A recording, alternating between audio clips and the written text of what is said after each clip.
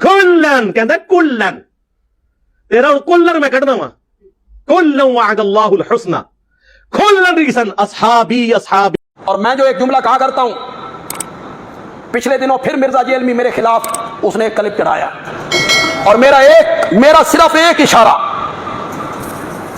وہ میرے پڑھی گئی ایک آیت، اس کا کوئی جواب نہیں ہے اس کے پاس. اس کے مقابلے میں وہ روایتیں پیش کرے گا، تاریخ پیش کرے گا، لیکن کہاں روایات اور کہاں تاریخ اور کہاں رب کا قرآن. یہ امت روایات میں کھو گئی، حقیقت خرافات میں کھو گئی. کس نے کہا تھا؟ میں نے کہا؟ کسی مولوی نے کہا؟ یہ امت روایات میں کھو گئی، حقیقت خرافات میں کھو گئی. میرا ایک کلپ جس کا اس نے مذاق اڑایا، میرا نہیں اڑایا، قرآن کی آیت کا اڑایا، بار بار اس آیت کو مزاحیہ رنگ میں پڑھتا ہے. اور وہ جو میں نے آیت پڑھی ہے اس کے بارے میں نے کئی جگہ کہا کہ حضرت موسیٰ علیہ السلام کے مقابلے میں جو جادوگر آئے تھے وہ ہزاروں کی تعداد میں تھے، انہوں نے لاٹھیاں ڈالی، رسیاں ڈالی، دیکھنے والوں کو لگا یہ کیا بن گئی ہیں؟ بنے نہیں. جادو میں چیز کی حقیقت نہیں بدلتی، رسیاں ہی رہی، لاٹھیاں، دیکھنے والوں کو لگا. وَاسْتَرْهَبُوهُمْ، ہمارے حضرت صاحب پنجابی مانا کرتے ہیں انہاں لوگاں نو روب وچ پا گدا، لوگ روب میں آ گئے، حتیٰ کہ حضرت موسیٰ بھی ڈر گئے.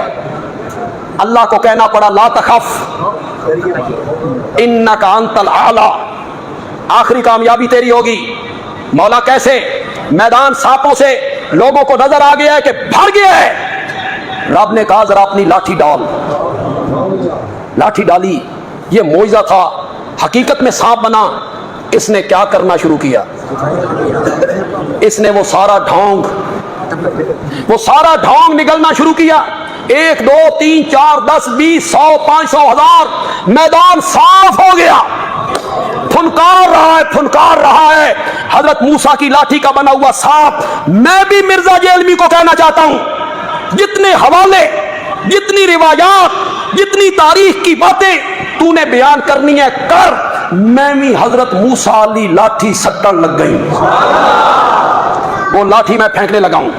انشاءاللہ سارا ڈھونگ سب قرآن کے مقابلے میں کوئی کیسے ٹھہرے گا؟ قرآن کے مقابلے میں کیسے ٹھہرے گا؟ اور نوجوانوں حقیقت میں اترو اور میری اس بات کو دل کی تختی پر لکھو. قرآن پاک نے سورت حدید کی آیت نمبر 10 میں کہا کہ فتح مکہ سے پہلے ایمان لانے والے، فتح مکہ کے بعد ایمان لانے والے برابر نہیں. پہلوں کا مقام بلند ہے، پہلوں کا مقام اونچا ہے. پھر اللہ کو پتا تھا کہ بدبخت آئیں گے، وہ کہیں گے جو فتح مکہ کے دن ایمان لائے وہ طلقاء ہیں. وہ کیا ہیں؟ طلقاء ہیں. کیا مطلب؟ اگر ایمان قبول نہ کرتے تو جاتے کہاں؟ میرا نبی فاتح بن کے آ گیا تھا. ایمان قبول کرنا ان کی مجبوری تھی، ان کا ایمان مجبوری کا تھا. لوگوں نے یہ بکواس کرنے تھے، اس لیے اللہ نے 2 حصوں میں تقسیم کرنے کے بعد آخر میں آ کے کہا مقام فتح مکہ سے پہلوں کا بلند ہے، لیکن کلن اسی سے تکلیف ہے.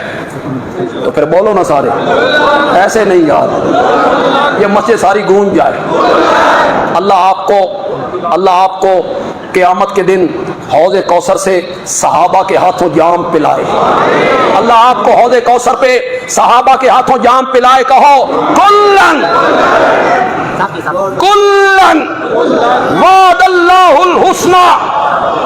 فتح مکہ سے پہلے ایمان لانے والے ہو یا فتح مکہ کے بعد ایمان لانے والے ہو، جنت کا وعدہ میں نے سب سے کر لیا ہے. ظالم آدمی، تو قرآن سے جاہل ہے. آج پھر میں تجھے کہہ رہا ہوں کہ تو قرآن سے جاہل ہے. ہمیں کہتا ہے یہ روایات نہیں مانتا، پھر مجھے کہتا ہے یہ مماتی مولوی ہے. تو کون ہے؟ تو نبی پاک پہ موت کے آنے کا قائل نہیں ہے؟ پھر کہتا ہے اس کلپ میں کہتا ہے معاویہ تو فتح مکہ کے دن ایمان لایا تھا، ابو سفیان بھی فتح مکہ کے دن ایمان لایا تھا، یہ طلقاء میں سے ہیں، اس دن ایمان لانا ان کی مجبوری تھی۔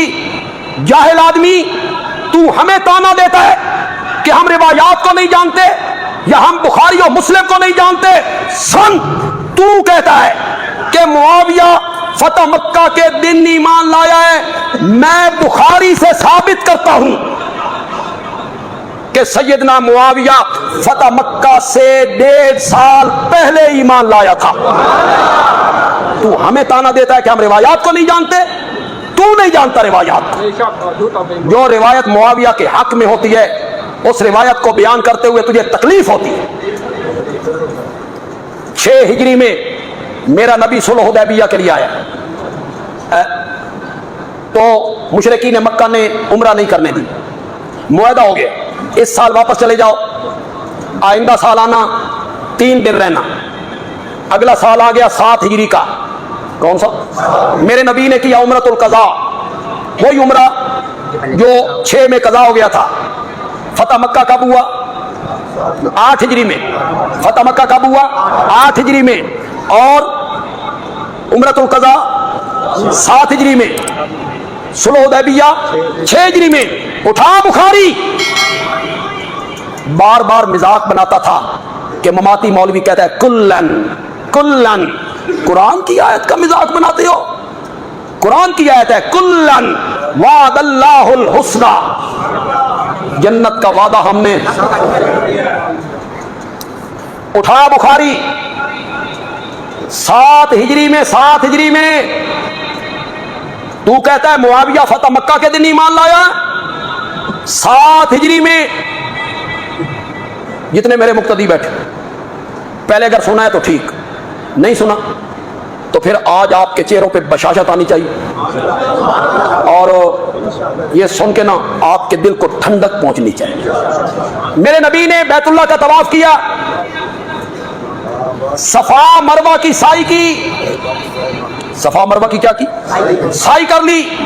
7واں چکر لگا کے میرے نبی مروہ پہ پہنچ گئے، میری طرف توجہ رکھیے گا، مروہ پہ پہنچ گئے، سعی مکمل ہو گئی، ایک کام رہ گیا تھا، ایک کام حجامت کروانا، بال کٹوانا۔ مروہ پہ بیٹھی ہیں، بال کٹوانا چاہتی ہیں، اٹھا بخاری، اٹھا بخاری، مروہ پہ بیٹھے ہوئے میرے نبی کے بال کاٹنے والے کا نام معاویہ ہے۔ تو کہتا ہے وہ فتح مکہ کے دن ایمان لائے تھے، تو نے بخاری نہیں پڑھی؟ مروہ پہ میرے نبی کے بال کس نے کاٹے تھے؟ زور سے بولو، زور سے بولو، ڈرتے کیوں ہو؟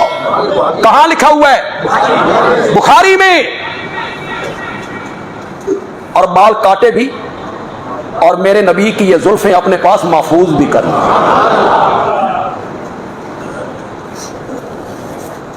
کہتا ہے میں صحابی تو مانتا ہوں لیکن میں ان سے ایسی محبت نہیں کرتا۔ تو محبت معاویہ سے نہیں کرتا، معاویہ کا کیا بگڑتا؟ معاویہ کا کیا بگڑے؟ تو معیار ہے کسی چیز کا کہ تو معاویہ سے محبت نہیں کرتا؟ حضرت معاویہ کی بہن ام حبیبہ میرے آقا کی زوجہ محترمہ، معاویہ میرے نبی کے برادر نسبتی، برادر نسبتی، ان کی بہن میرے آقا کی زوجہ محترمہ۔ حضرت معاویہ اپنی بہن کے گھر آئے، ان کی بہن نے ان کے بالوں میں انگلیاں پھیرنی شروع کی، اچانک اوپر سے نبی پاک تشریف لے، آپ نے یہ منظر دیکھا، آپ نے ام حبیبہ سے پوچھا تم معاویہ سے محبت کرتے؟ ام حبیبہ نے کہا معاویہ میرا بھائی ہے، ہر بہن اپنے بھائی سے محبت کرتی ہے تو میں بھی معاویہ سے محبت کرتی ہوں۔ میرے آقا نے فرمایا فَإِنَّ اللَّهَ وَرَسُولَهُ، ام حبیبہ صرف تو نہیں، عرش پہ رب اور فرش پہ محمد بھی معاویہ سے محبت کرتے ہیں۔ تیرے محبت کرنے اور نہ کرنے سے کیا فرق پڑتا ہے؟ صحابہ میرے نبی کے محبوب ہیں. بولو بولو صحابہ میرے نبی کے محبوب ہیں. کہتا ہے فلاں صحابی کلمہ پڑھا تھا، اس نے وہی لکھا کرتا تھا، مرتد ہو گیا. تو مماتی مولوی کہتا ہے کلن وعد اللہ الحسنی. تو وہ کلن میں وہ کہاں گیا؟ وہ جو کلمہ پڑھ کے مرتد ہو گیا تھا. یا تو تجھے پتا ہے اور تو تجاہل عارفانہ کرتا ہے، جان بوجھ کے کرتا ہے، یا تو جاہل آدمی ہے، تجھے پتا نہیں کہ صحابی کہتے کس کو ہیں. یا تجاہل عارفانہ کرتا ہے، پتا ہے جان بوجھ کے نہیں بتاتا، یا تو واقعی صحیح معنوں میں جاہل ہے. اب پاگل آدمی صحابی کی تعریف پر، صحابی کس کو کہتے ہیں؟ صحابی اسے کہتے ہیں جو کلمہ پڑھنے کے بعد میرے نبی کے چہرے پر انوار کو دیکھتا ہے اور اس کی موت بھی ایمان پہ آتی ہے، اس کو صحابی کہتے ہیں. اگر کوئی دائرہ اسلام سے نکل گیا، صحابیت کے زمرے سے نکل گیا، کہتا ہے سورۃ توبہ کی آیت نمبر 100، 101، 102، اس میں صحابہ کی 3 کیٹیگریاں ہیں. واہ صدقے جاواں تیری قرآن فہمی تے. آیت نمبر 100 کون سی ہے؟ والسابقون الاولون من المہاجرین والانصار. یہ کہتا ہے مخلص لوگ، صحابہ لوگ. دوسری کیٹیگری، آیت میں پڑھتا ہوں، لعنت آپ بھیج دیں. آیت میں پڑھتا ہوں جو وہ صحابہ کی دوسری کیٹیگری بنا رہا ہے. ومن اہل المدینہ مردوا علی النفاق. مدینے کے کچھ لوگ منافقت پر چلے ہوئے ہیں. یہ صحابہ کی دوسری کیٹیگری ہو گئی. انا للہ انا، یہ صحابہ کی کیٹیگری ہے. ومن اہل المدینہ مردوا علی النفاق، یہ تو منافقوں کا ذکر ہو رہا ہے. مدینے کے وہ لوگ جو منافق تھے، تو صحابہ کو دوسری کیٹیگری بنا رہا ہے. اور آگے کہتا ہے تیسری کیٹیگری ہے، اور کچھ ان میں سے وہ ہیں جو ملے جلے عمل کرتے ہیں، کچھ اچھے کچھ برے. یہ معاویہ ہے. یہ تیسرا، کچھ اچھے کچھ برے. اٹھا تفسیر کی کتابیں، پڑھ تفسیر کی کتابیں. یہ وقت نہیں نا تو شعبان رمضان سرگو دیا کے ساڈے کو دورہ تفسیر پڑھ، یہاں ہم تجھے قرآن پڑھائیں. یہ کون ہے؟ یہ کن کا ذکر ہو رہا ہے؟ خلطو عملا صالحا، عمل اچھے بھی کیے برے بھی. اور پاگل آدمی، یہ غزوہ تبوک کے وہ 5 صحابہ ہیں جو سستی کی وجہ سے پیچھے رہ گئے تھے، اور پھر انہوں نے اپنے آپ کو مدینے کی مسجد نبوی کے ستونوں کے ساتھ باندھ کے توبہ کی تھی، اور اللہ نے ان کی توبہ کو قبول کیا تھا.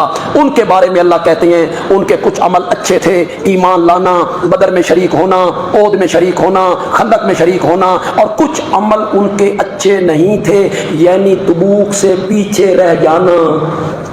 یہ اس آیت کا معنی ہے. یہ تم نے معاویہ پہ فٹ کر دی ہے. یہ 3 کیٹیگریاں آپ نے بنا دی، جبکہ دوسری کیٹیگری میں رب نے منافقوں کو ذکر کیا. جمعے کا دن بڑا قلیل ہوتا ہے، اور میں چاہتا نہیں ہوں کہ اپنے وقت سے ہم آگے چلے جائیں.